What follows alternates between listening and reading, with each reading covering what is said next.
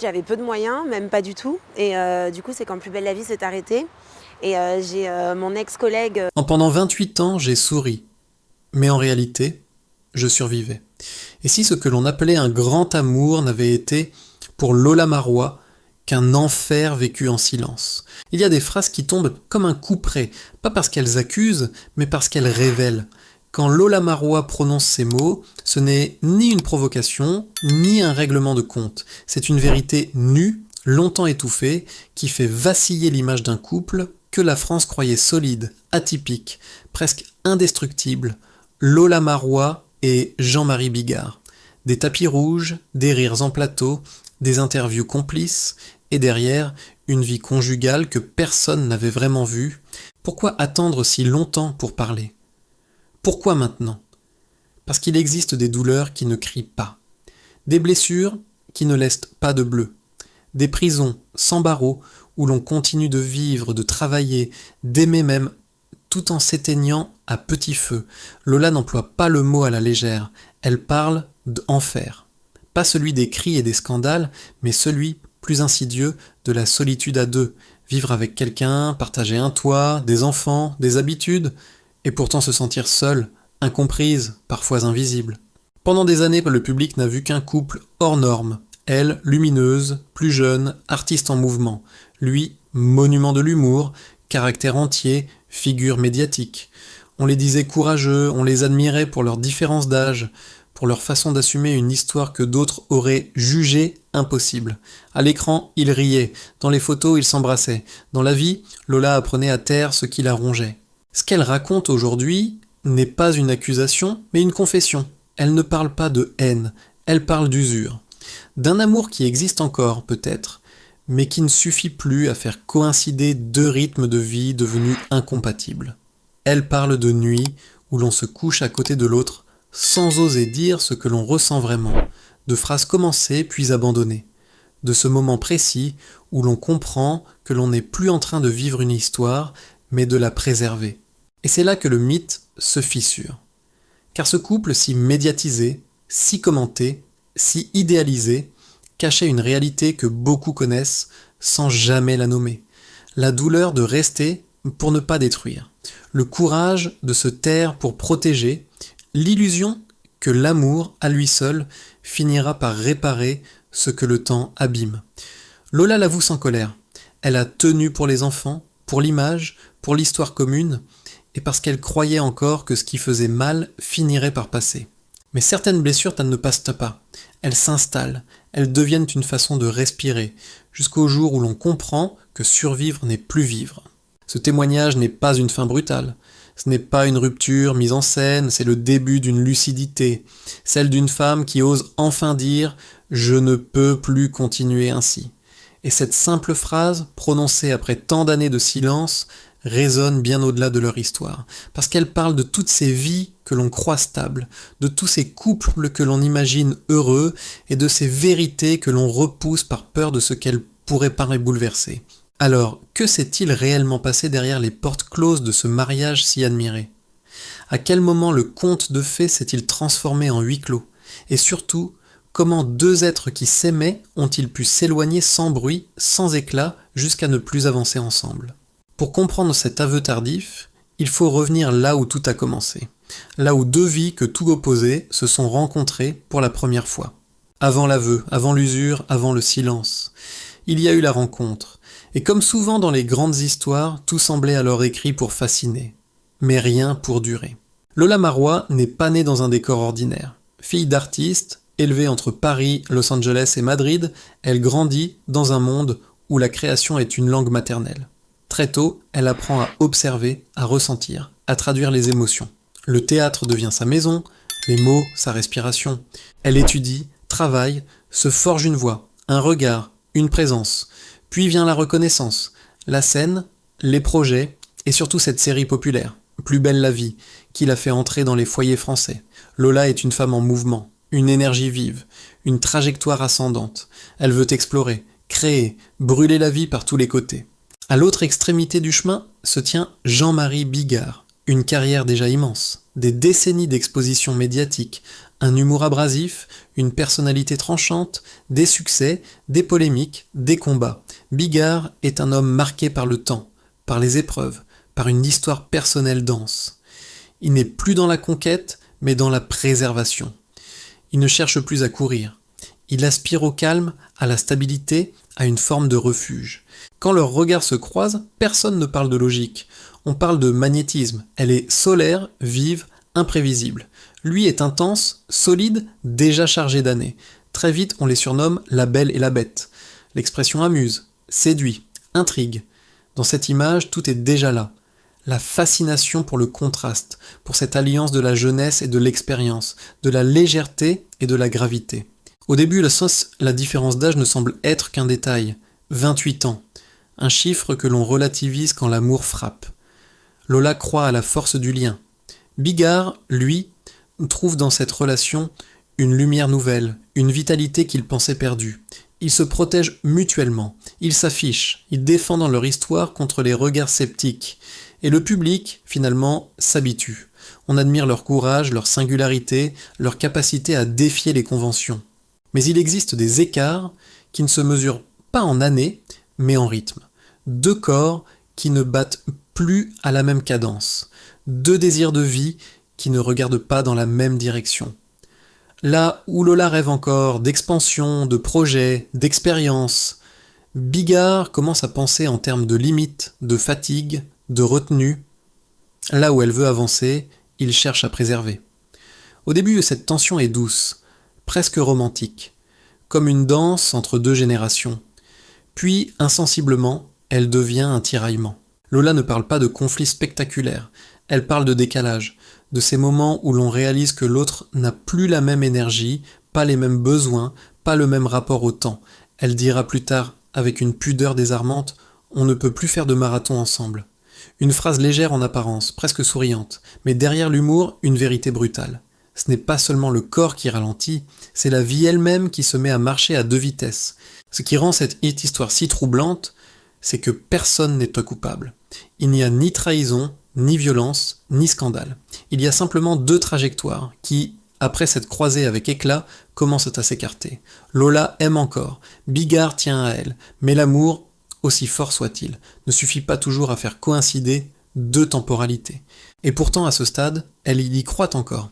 Elle croit que l'on peut s'adapter, que l'on peut ralentir pour l'autre, que se fondre dans le rythme de celui qu'on aime est une preuve de maturité. Elle accepte les compromis, minimise ses propres manques, se convainc que ce malaise finira par s'estomper. Parce que l'on ne renonce pas facilement à une histoire que l'on a défendue contre tous. Mais ce que Lola ignore encore, c'est que certaines différences ne disparaissent pas avec le temps. Elles s'approfondissent, elles s'inscrivent dans le quotidien. Elles deviennent un troisième personnage dans la relation. Silencieux, invisible, mais omniprésent. Et c'est précisément à ce moment-là, au cœur de cette relation que l'on croyait solide, qu'une épreuve va bouleverser leur équilibre, les rapprocher comme jamais auparavant, et, paradoxalement, préparer le terrain de ce qui les éloignera plus tard. Il y a une douleur dont on ne parle presque jamais. Elle ne fait pas de bruit, elle ne laisse pas de traces visibles, et pourtant, elle ronge plus sûrement qu'un conflit ouvert. C'est la solitude à deux, celle que l'on ressent quand on partage une vie, un toit, des enfants, mais plus vraiment un même chemin. Avec le temps, Lola comprend que ce qui les sépare n'est pas un désaccord, mais un décalage de corps, d'énergie, de projet, de désir. Lui avance avec la fatigue de l'âge, le besoin de calme, la peur de s'épuiser davantage. Elle, au contraire, se sent encore en plein élan. Elle veut créer, courir, se réinventer. Elle a le sentiment que sa vie n'a pas encore dit son dernier mot. Là où elle rêve d'élargir son monde, il cherche à le protéger. Deux mouvements opposés, silencieux, qui finissent par se heurter chaque jour un peu plus. Lola ne décrit pas des scènes de dispute, elle parle de silence, de ces soirs où l'on s'assoit côte à côte sans trouver les mots, de ces phrases que l'on commence puis que l'on abandonne parce qu'elles sont trop lourdes, trop intimes, trop dangereuses pour l'équilibre fragile du foyer. Elle dira plus tard, avec une simplicité bouleversante, « Je vivais avec quelqu'un, mais je ne savais plus si je vivais encore avec lui. » Une phrase qui dit tout. Aimer quelqu'un et pourtant se sentir seul dans sa propre maison. Ce n'est pas l'absence qui fait le plus mal. C'est la présence qui ne rencontre plus la vôtre, le regard qui ne capte plus les mêmes choses, le rythme qui ne s'accorde plus. Lola tente de s'adapter, elle ralentit, elle tempère ses envies, elle fait passer les besoins de l'autre avant les siens. Longtemps, elle croit que c'est cela, l'amour adulte. Accepter de s'effacer un peu pour préserver l'histoire. Elle se convainc que ses manques sont secondaires, que ses frustrations finiront par se taire. Mais le corps, lui, ne ment pas. Ni le cœur. À force de ne pas dire, de ne pas demander, de ne pas déranger, quelque chose se fissure à l'intérieur. Ce n'est pas un cri, c'est un glissement, une fatigue morale, une impression diffuse d'être devenue étrangère à sa propre vie. Et plus elle se tait, plus la solitude s'installe. Non pas contre l'autre, mais en elle. Ce qui rend cette solitude si douloureuse, c'est qu'elle coexiste avec l'attachement. Lola ne nie pas ce qu'ils ont partagé. Elle ne renie ni la tendresse, ni la reconnaissance, ni l'histoire commune. Elle ne parle pas de désamour, mais d'un amour qui ne parvient plus à relier deux existences devenues asymétriques. Elle aime encore, mais elle ne se reconnaît plus dans la femme qu'elle est devenue à force de s'ajuster. Dans cette relation, l'écart d'âge n'est plus une simple donnée biographique. Il devient un facteur existentiel. Deux corps qui ne répondent plus de la même manière. Deux désirs qui ne se projettent plus dans le même avenir. Là où elle se sent renaître à chaque nouveau projet, lui ressent le poids des années, la nécessité de ralentir. Ce n'est ni une faute, ni une faiblesse. C'est le temps. Et le temps ne négocie pas. Lola porte tout cela en silence. Pour préserver l'image du couple, pour ne pas blesser, pour ne pas inquiéter les enfants. Elle continue de sourire en public, d'assumer ce rôle que beaucoup admirent sans en connaître le prix. Mais au fond d'elle, une question devient obsédante. Jusqu'où peut-on se taire sans se perdre ? Car il y a un moment où l'on comprend que survivre n'est pas vivre, que protéger une histoire peut parfois signifier s'oublier soi-même. Et cette prise de conscience, lente, presque imperceptible, commence à transformer son regard sur sa propre vie. Elle ne cherche pas encore la rupture, elle ne formule rien, mais elle sent que quelque chose d'essentiel lui échappe. Et c'est précisément à cet instant, alors que la distance s'est installée sans bruit entre eux, que la vie va les placer face à une épreuve d'une violence inouïe. Une épreuve qui va, pour un temps, balayer toutes les différences, suspendre les doutes, et leur donner l'illusion que l'amour, enfin, pourra tout réparer. Il existe des moments où tout s'efface. Les tensions, les silences, les décalages. Quand la vie bascule, quand le pire devient possible, on ne pense plus en termes de rythme, d'âge ou d'avenir. On ne pense qu'à survivre, ensemble. Lorsque Lola tombe enceinte, l'événement est d'abord vécu comme une promesse, un nouveau départ, une chance de réinventer le lien. Mais très vite, la grossesse se transforme en parcours d'ombre. Les complications s'accumulent, les hospitalisations se succèdent, le corps se fatigue, l'angoisse s'installe. Lola racontera plus tard ces semaines où chaque respiration semblait un combat, chaque nuit une épreuve. Porter la vie devient une expérience aussi bouleversante que terrifiante. Puis vient l'annonce qui glace tout. L'accouchement sera prématuré. Les jumeaux arrivent trop tôt. Jules et Bella, des vies minuscules, fragiles, suspendues aux machines, aux perfusions, aux gestes précis des médecins. Dans ces couloirs d'hôpital, où l'odeur de désinfectant se mêle à la peur, le monde extérieur disparaît. Plus de projecteurs, plus de rôles, plus d'images publiques. Il ne reste que deux parents face à l'impensable, la possibilité de perdre leurs enfants avant même d'avoir pu les tenir vraiment dans leurs bras. C'est là que Jean-Marie Bigard apparaît sous un jour que peu connaissent. Loin des scènes, loin de l'humour brutal, loin du personnage médiatique. Dans la pénombre d'une chambre stérile, il devient présence, silencieuse, solide, presque fragile, lui aussi. Lola dira qu'à cet instant, il a été un roc, qu'il murmurait des mots qu'elle n'oubliera jamais, qu'il ne fuyait pas, qu'il était là, simplement, dans cette peur partagée qui ne laisse aucune place aux rôles sociaux. Pendant des semaines, ils tiennent ensemble, ils se relaient, s'épuisent, espèrent, l'écart d'âge disparaît, le décalage de rythme s'efface, il n'y a plus que deux êtres accrochés à la même prière. Sauver leurs enfants. Dans cette épreuve, Lola croit encore que tout peut être réparé, que ce qu'ils traversent va les souder définitivement, que la vie, en les mettant au bord du gouffre, est en train de leur offrir une seconde chance. Et d'une certaine manière, c'est vrai. Les enfants survivent. La famille tient debout. L'épreuve les marque, les unit, leur donne le sentiment d'avoir vaincu ensemble l'inimaginable.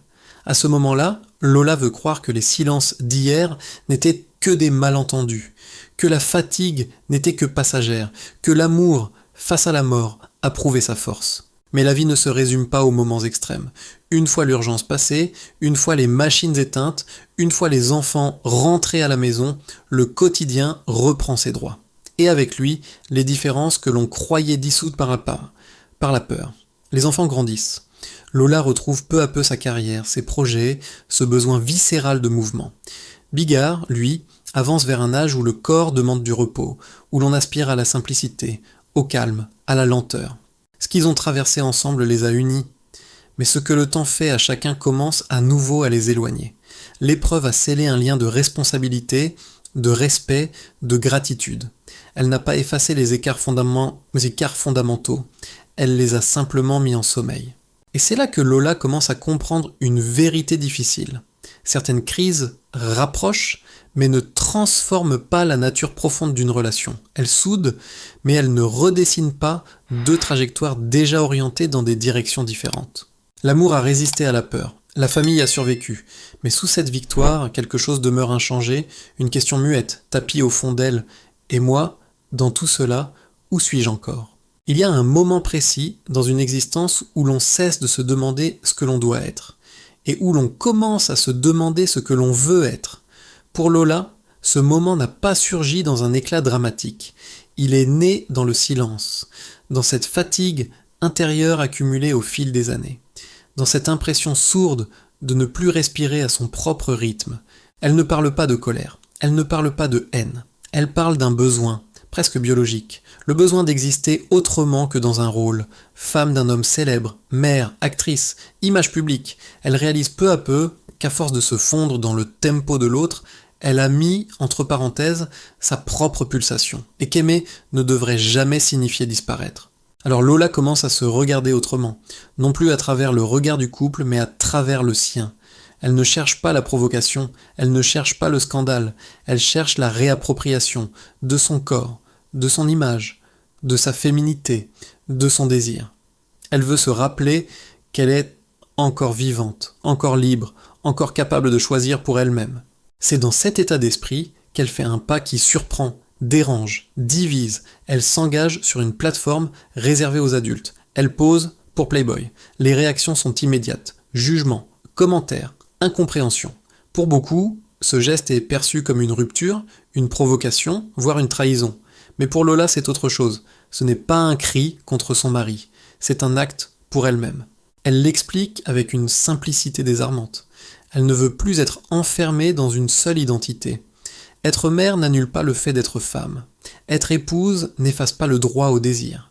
Être regardée ne signifie pas être réduite. À travers ce choix, elle ne cherche pas à choquer, mais à reprendre possession d'un territoire intime qu'elle avait, sans s'en rendre compte, laissé aux marges de sa propre vie. Ce qui frappe dans son discours, c'est l'absence de ressentiment. Elle ne renie pas son couple. Elle ne ridiculise pas son mari. Elle ne transforme pas leur histoire en procès public. Elle parle avec tendresse, avec humour parfois. Elle reconnaît ce qu'ils ont construit. Elle reconnaît ce qu'il a été pour elle, notamment dans les moments les plus sombres. Mais elle ose enfin dire ce que beaucoup n'osent jamais formuler. Il est possible d'aimer quelqu'un et de ne plus pouvoir vivre au même rythme que lui. Lorsqu'elle lance, presque en souriant, on ne peut plus vraiment faire de marathon ensemble. Elle ne se moque pas. Elle constate. Le corps vieillit. L'énergie change. Les envies se déplacent. Ce n'est ni une faute, ni une trahison. C'est le temps.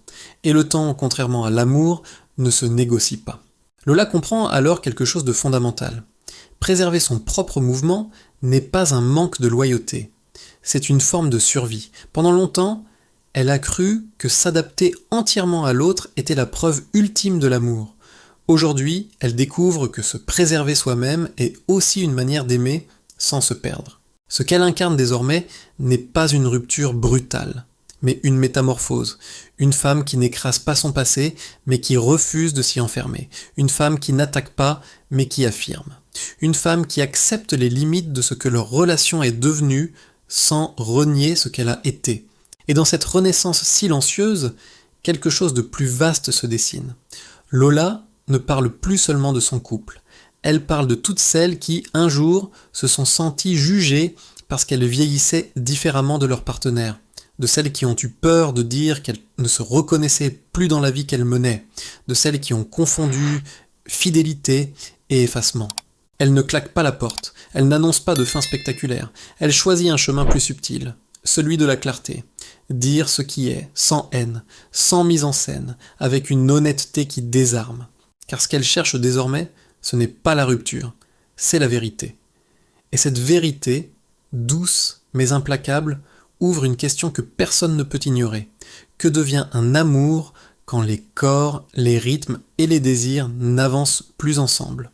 Ce que Lola Marois a fini par dire ne concerne pas seulement son couple. Cela touche quelque chose de plus vaste, de plus intime, de profondément humain. Car derrière le destin d'une actrice et d'un homme public, il y a une réalité que beaucoup connaissent en silence. Le temps transforme les corps, les désirs, les attentes. Et parfois, il transforme aussi l'amour. Il n'y a pas de coupable dans son récit, pas de trahison spectaculaire, pas de scandale. Il y a une évolution. Deux êtres qui se sont aimés sincèrement, qui ont traversé l'épreuve, la peur, la naissance de leurs enfants, mais dont les chemins intérieurs ont peu à peu cessé de se superposer. Ce n'est pas un drame hollywoodien, c'est une métamorphose, celle d'un couple qui ne se déchire pas, mais qui ne parvient plus à avancer au même rythme. Ce que Lola offre au public, ce n'est pas une revanche, mais une lucidité. Elle ne détruit rien, elle éclaire, elle reconnaît ce qui a été beau, ce qui a été protecteur, ce qui a compté. Et en même temps, elle ose nommer ce qui ne fonctionne plus. Elle montre qu'il est possible de regarder son histoire sans haine, sans mensonge, sans façade. Qu'il est possible de respecter l'autre, sans s'effacer soi-même. Son message, au fond, est simple et vertigineux. Aimer ne doit jamais signifier s'oublier. La fidélité ne devrait pas être une prison. La durée ne devrait pas être une preuve de bonheur. Parfois, rester coûte plus cher que partir. Parfois, préserver une image empêche de préserver sa vie intérieure. Et parfois, dire la vérité n'est pas une trahison, c'est une libération. Ce témoignage résonne chez tous ceux qui un jour se sont demandé: suis-je encore en train de vivre ma vie ou seulement de la maintenir? Chez celles et ceux qui ont confondu loyauté et silence, chez ceux qui ont continué par peur de blesser, par habitude, par sens du devoir. Lola ne donne pas de leçons, elle n'impose rien. Elle montre simplement qu'il existe une autre voie, celle de la clarté. Elle n'a pas renversé la table. Elle n'a pas claqué la porte. Elle a choisi quelque chose de plus difficile. Se regarder en face. Accepter ce que le temps a fait à l'autre. Et surtout, accepter ce que le temps lui a fait à elle. Alors, au terme de cette histoire, une question demeure. Pour elle comme pour nous, qu'allons-nous faire de notre propre vérité ? Allons-nous continuer à la taire pour préserver une image, un rôle, une stabilité qui n'est plus vraiment la nôtre? Ou allons-nous, comme Lola, trouver le courage de dire ce que nous ressentons, même si cela nous oblige à changer? Si ce récit vous a touché, si vous vous y êtes reconnu, même un peu, je vous invite à ne pas rester silencieux. Laissez un commentaire. Partagez cette vidéo avec quelqu'un qui en a peut-être besoin. Et si ces histoires humaines, sincères, vous parlent, n'oubliez pas de liker et de vous abonner pour ne rien manquer des prochains récits. Parce que derrière chaque couple, chaque visage public, chaque apparence, il y a une vérité qui mérite d'être entendue, et parfois, c'est en osant l'écouter que l'on commence enfin à vivre.